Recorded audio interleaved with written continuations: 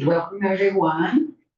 So today our public lecture is in English, as we do every first Thursday of each month. We are studying the book Living Spring, chapter 42. And the title of the chapter, it's called For a Little While. Remember that this book is it's a book from Emmanuel and Chico Xavier,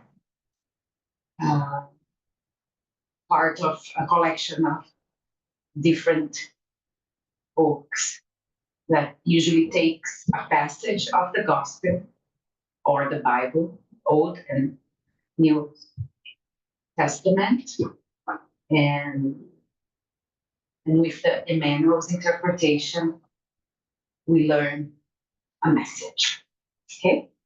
Before we go there, before we start the lecture and the text, right? The passage. I just want to remind everyone who we are.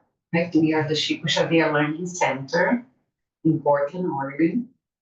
And we have our Thursdays, Tranquil Thursdays.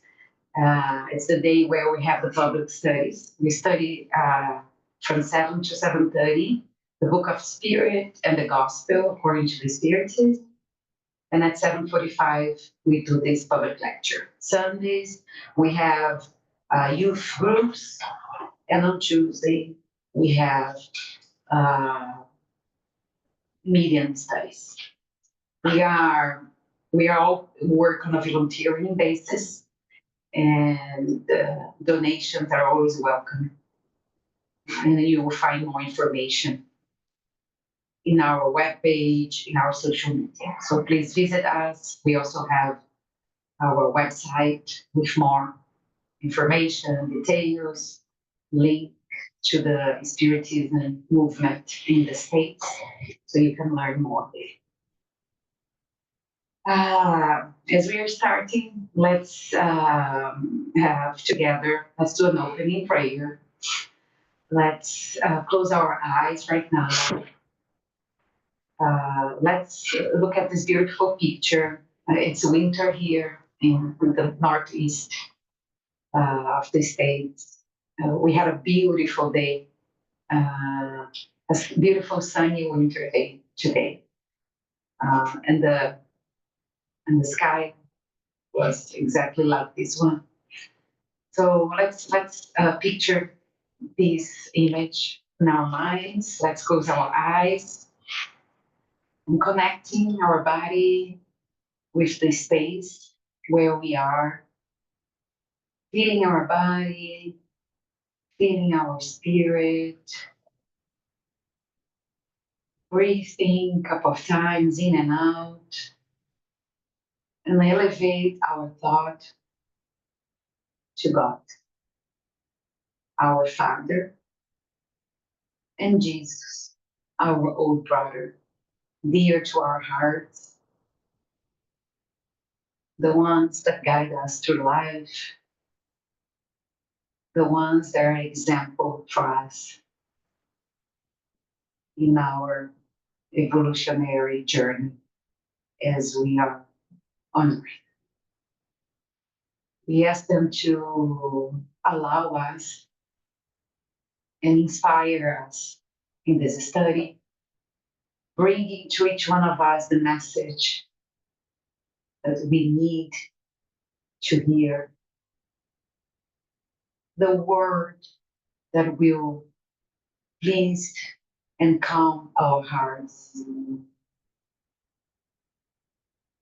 the thoughts that will bring peace to our minds.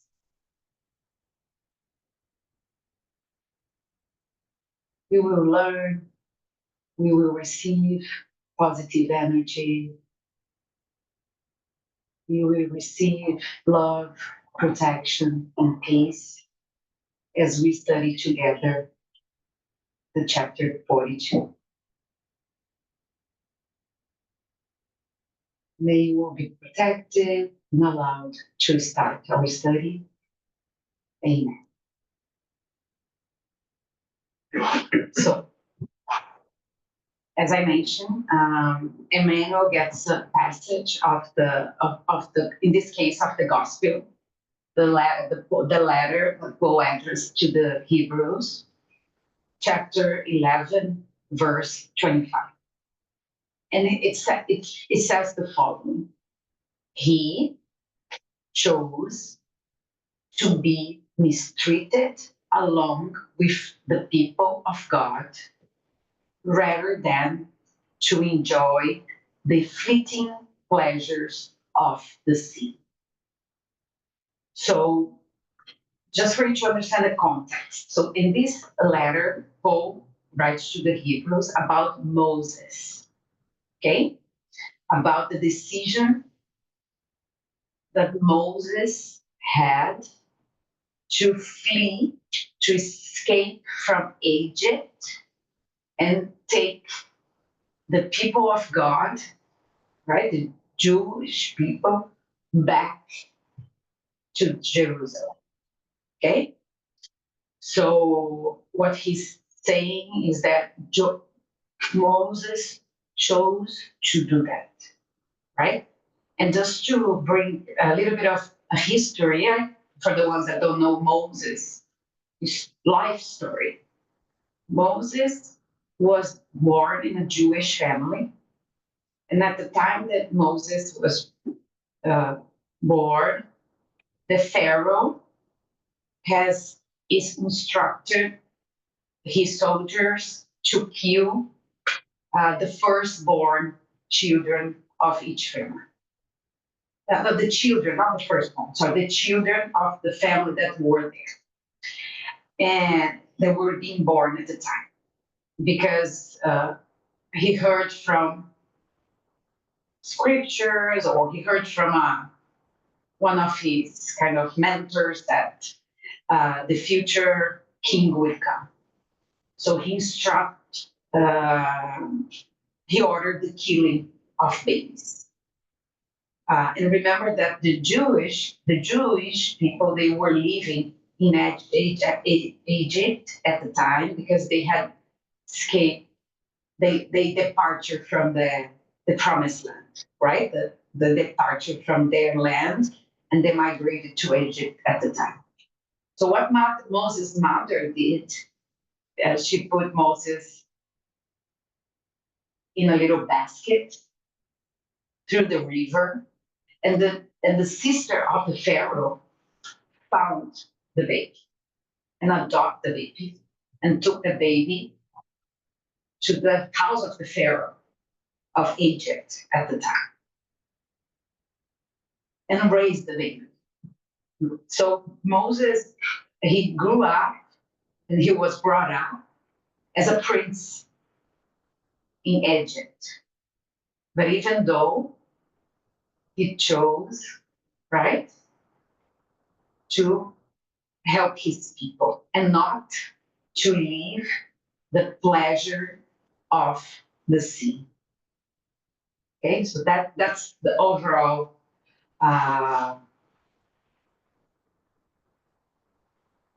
main message that Emmanuel is bringing. Not Emmanuel, it's Paul is sharing with the Hebrews.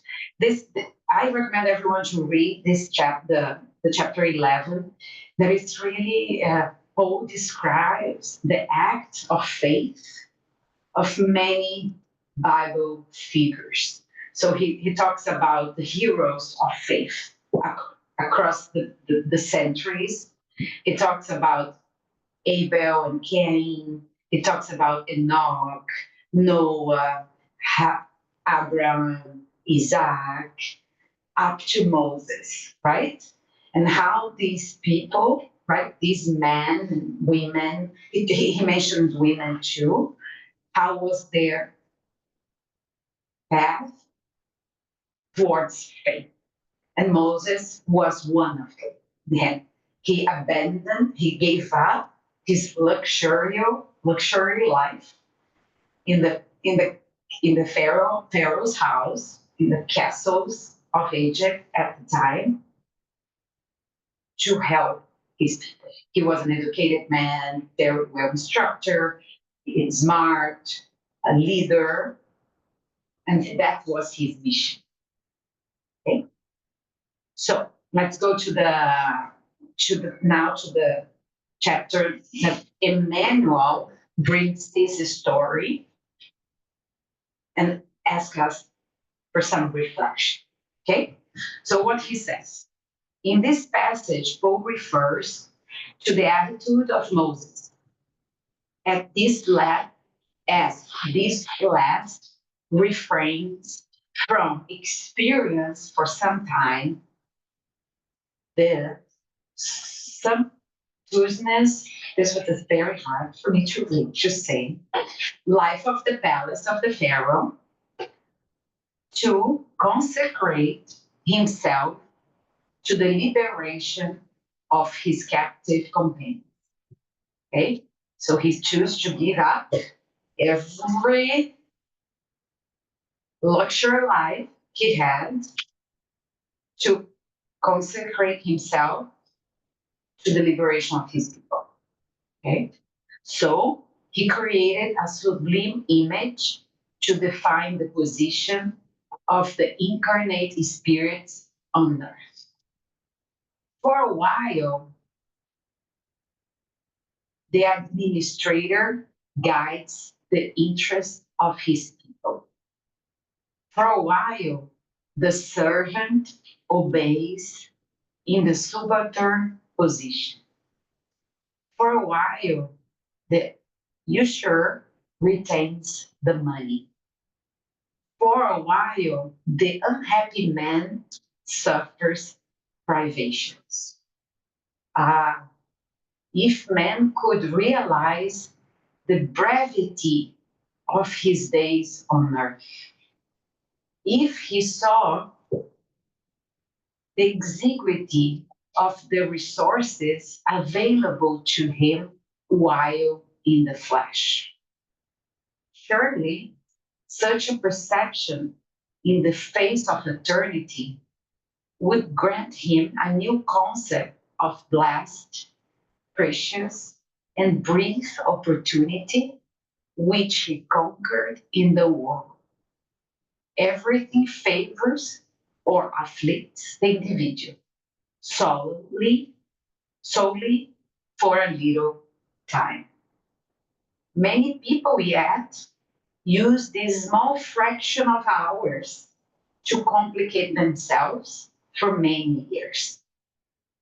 It is imperative to focus brain and heart on the example of all those who knew how to glorify the hasty tree on the common path.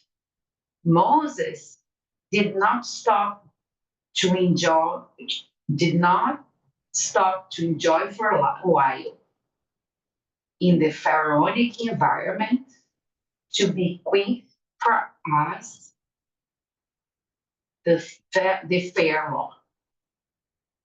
Jesus did not contend, not even for a while, before the cruelty of all the people that persecute him.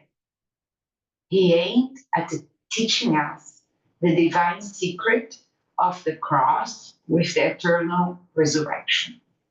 Paul did not dare to rest for a while after meeting the Master at the gate of Damascus, leaving for us his example of work and living faith as a legacy.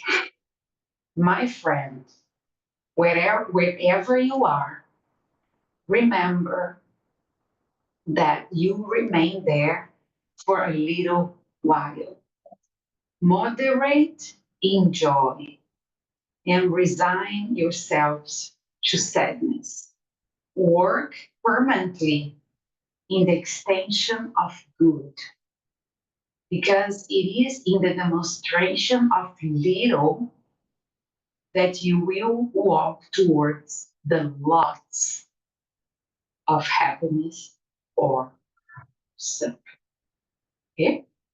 So it's a very uh, compelling, I would say, message from Emmanuel, where he gives some examples of people that gave up a lot in their lives, like Paul, like Jesus, like Moses, uh, for a little while, for that life,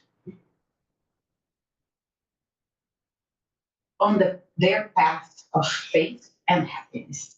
Okay, so we will go more paragraph to paragraph, right? So remember, this is the initial the story of Moses, right?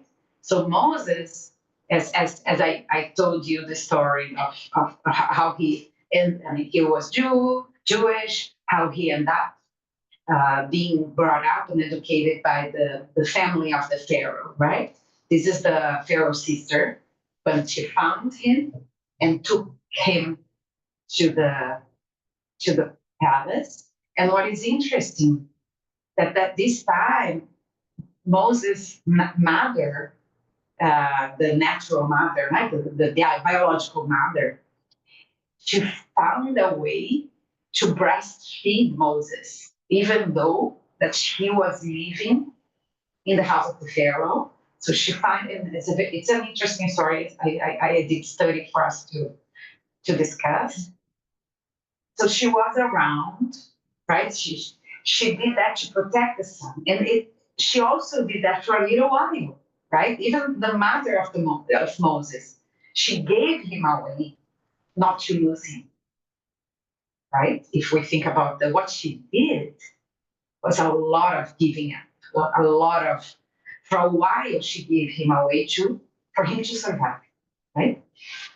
So so as he said, he could have benefit. Moses could have benefit of a very luxurious life, a very comfortable life, but he decided to dedicate himself to the liberation of his people, so that the people could be free to go back to their promised land and and be free people there, right? Because they have became slaves in Egypt. And so let's think about the example as the example of Paul, as the example of Jesus, the example of Moses' mother, Abraham, right? We know that Abraham, he was living in the Mesopotamia area. It was a rich area. And then with the calling from God, he did go to the desert, far away from his home, right? And to create a new city, a new tribe at the time that became a new civilization in frequencies. Okay. So he gives some examples here that an administrator for a while. Here, let's say a leader guides the interest of the people, right? Someone that is a leader that takes care of a lot of people. Is doing some sacrifice for the people. So it's for a while. It's a passage in time, right? For a while, a servant, a slave, obey their masters, right? It's for a while. There is a reason for you to, in this life, to be in that position of being a servant, right? It will be for a while. You will die, you will go back to your eternal life, your spiritual life, and then you will have another life with another experience, and then you will learn from the experience that you're having today. For a while, the usher retains the money. For a while, you will be greedy, and then you will have your money just for you because you will die, and that money will not belong to you because you're not taking the money back to spirituality with you. So this talks to us about the brevity of the life on earth, right? We are here on mission. Every one of us, we have our personal mission to conquer, right? And it is for a while, because we know that our real life, lifelong, it's in the spiritual realm. So the material life, the life on earth, is temporary. It's for a while, right? So independently of the suffering you have, independently of the position you are, it's for this life. It's for this incarnation. It's for you to learn. It's for your good. You planned for that, right? In life, the material life, it's very short when we compare with a eternity, right? So as I mentioned, I mean, we were studying another topic early today, and we say that 70 years on Earth, living a life on Earth, it feels a lot to us to live 80 years, 70 years. But if we look at eternity, it's seconds, right? So the material life seen from the spirituality, it's a very short period of time. It's not for us, definitely, the ones who are here, living day after day. But it is very short when we think about eternity. It's a little while. We are passengers, right? It's a trip. We're traveling. We will go back home. And going back home, our home is the spirit home. So everything favors or afflicts the individual only for a little while, right? If I am in a life, in an incarnation that I had to manage some obstacles for my learning, that I have to jump some hurdles and for my own learning and evolution, it's for a while. If this life, if I benefit from a lot of joy and happiness, or this life is favoring me, it's also for a little while. Because in the next life, when I come back, I may be facing some struggles. So nobody, we should be kind of safe where we are in terms of eternity, because we know that life and incarnation, they will change depending on what I need to learn at that moment in my eternal journey. And there will be incarnations that I will have more favors between, right? That we know that it's not a favor. It's coming back to us the good we did. And the same, or we will have some challenges that it's coming back to us according to what we did in the past, right? It is for a little while. Um, and then we have seen this before, and many people yet use a small fraction of hours to complicate themselves for many years. So we know that sometimes, according to the choices we make in a life, sometimes in a day, sometimes in a fraction of a minute, it can change our whole life, right? It's a word that I say that I will regret forever because I hurt someone. It's a moment that I drink alcohol and I drive. I roll over someone. I kill someone. It's one little small fraction of time, right? That can throw the path of my life to a very different path, right? And we cannot rewind. We don't have the rewind button, right? We cannot take it back. The words we said, the acts, that we did, that we engage, even the bad thoughts. Because once we think, it's already out there. We cannot rewind our thoughts. And so that's the invitation of watching, observing everything we do, everything we say, everything we think, right? Because this can affect, right, the direction of not only this life, but many others, right? And the suffering or the luxury. Sometimes we do something just to show up, to show off to other people that we have the power, and then we hurt someone, or we kill, or we do something that was not good. But this is it's it will go away, right? The good and the bad.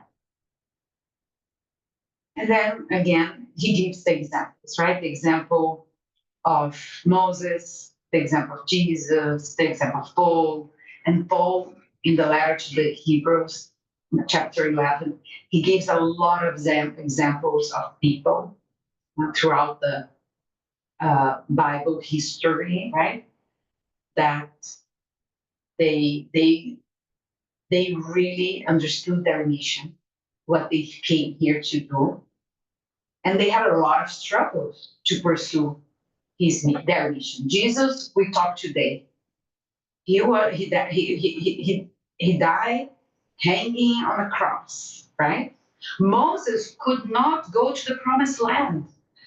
Moses took his people through 40 years through the desert. It was one generation of people. And God did not allow Moses, to enter the promised land. God asked him, stay here in a mountain, but you don't deserve to go there. Right? So he was the pastor who took, right, the sheep to the promised land, and he could not live there. He died not going to the promised land. Paul, after he met Jesus in the gates of Damascus, he dedicated his whole life to spread the word of Jesus. He gave up. He had a political and a religious position. He was a very important man in Jerusalem, and he really transformed himself in a very kind of humble person that traveled the world at the time, right? That they're part of the world, spreading Jesus' words in poverty. He didn't have a house. He didn't have any luxury or comfort. But his mission was to spread the gospel, right? It was for a while. It was for a while for Jesus, for a while for Paul, for a while for Moses. And then at the end, Emmanuel calls to action, right? Yeah, every end of his book of the chapters, he has a call for us. He said, "My friend, or my friends here, wherever you are, remember that you remain there for a little while. So whatever position you are, living a luxurious life, living a powerful life, living a hard life, going through struggles with your health, family, money, work, is for a while." And then he asked us to moderate, to balance life. Life is not only joy. Life has moments of resignation. Life has moments of sadness. Life has moments of hard work. So how we balance that so that, because this is in the demonstration of demonstration of the little that you will walk towards happiness also. So it's a demonstration of what you choose and how you balance your life, you balance the pendulum, you balance the scale, just the two sides of the scale, that your life will either go to the path of happiness, or to the path of suffering. And then just for us to end up our conversation, I brought another reference of the gospel, right? The narrow gate. We have the wide gate, the wide door. The translation for Portuguese is door, right? But in English it's a gate. It's the chapter 7, Matthew, verses 13 to 14, which says, enter through the narrow gate. So it's Jesus saying to his people, right? To his followers, enter through the narrow gate. For wide is the gate and broad is the road that leads to destruction. And many enter through this gate. But small is the gate and narrow is the road that leads to life. And only a few find it, right? So if we think about the narrow gate and the wide gate in this context of Emmanuel, that Emmanuel brings to us, is that the wide gate represents the life, the material life, right? The life of material things is the life of consumption, is the life of abusing the power, is the life of favoring ones in detriment of others. It's the life of beauty to the extreme. It's the life of drugs, food, right? The material life is the wide door.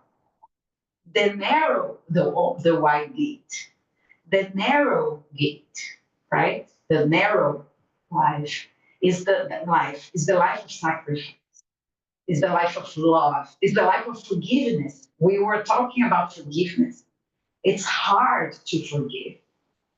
Easy is to criticize, right? The narrow door, the narrow gate is to sacrifice the pleasures of life in order to live a right life that will lead us to the kingdom of God. So just want us also to leave with this passage, the narrow gate, right? I think that for me was very related to what Emmanuel said. We don't need to live in poverty, right? This is not the calling. The calling is how we balance, right? How we balance to be good human beings, be faithful, respectful, lovely, empathic with people, careful, respectful, but living the material life. We are here. We need to benefit also from what life, the good of life, but balancing it. Because if we just pass through the wide gate, we are leading ourselves to destruction, right? To the wrong path. The narrow gate is the gate that will lead us to eternity, to the love, the life with God, right? The life that we live. Okay, so this was the message from Emmanuel. So let's prepare ourselves for the spiritual pass. Let's close our eyes. If you have a bottle of water or a glass of water, close to you, bring it close, even closer to you. Let's sit straight, land our hands in our knees with your palms up, preferably. Let's uncross our legs and take a deep breath.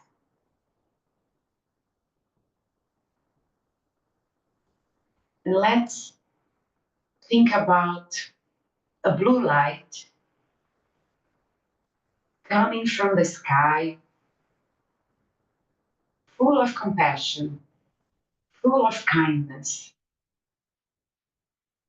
full of love, touching our hearts. This energy, this blue light, vibrates the pure love, the love of Jesus.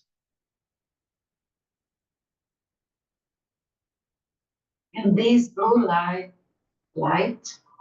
takes over your whole body. It's touching the top of your head, penetrating through your body, going down through your throat, touching your heart, your arms, your hands, going down in your torso, through your legs, reaching out to your feet, warming up your physical body, your spiritual body. And bring this light back now from your feet back to the top of your head and the tips of your hands, of your fingers. And let's give this energy back to the world. We have been benefit from this energy. Now let's give it back. Let this energy expand from your body to the world, to planet Earth.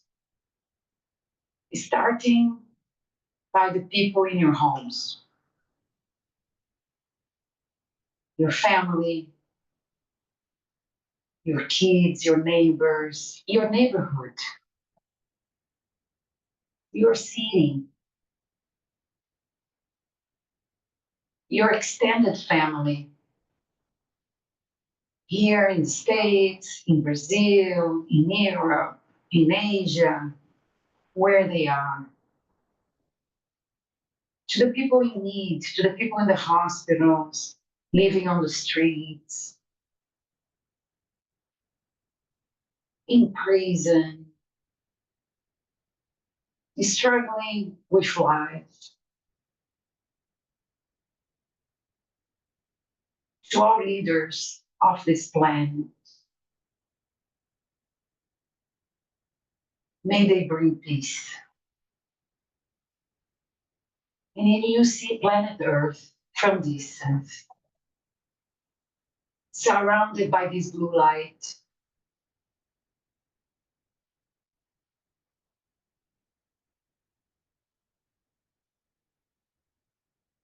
Benefiting from this blue light and being healed, receiving love from each one of you here. This light comes back little by little to where we are. It's purifying our water, blessing our water, blessing our body. And we bring this energy back to our hearts.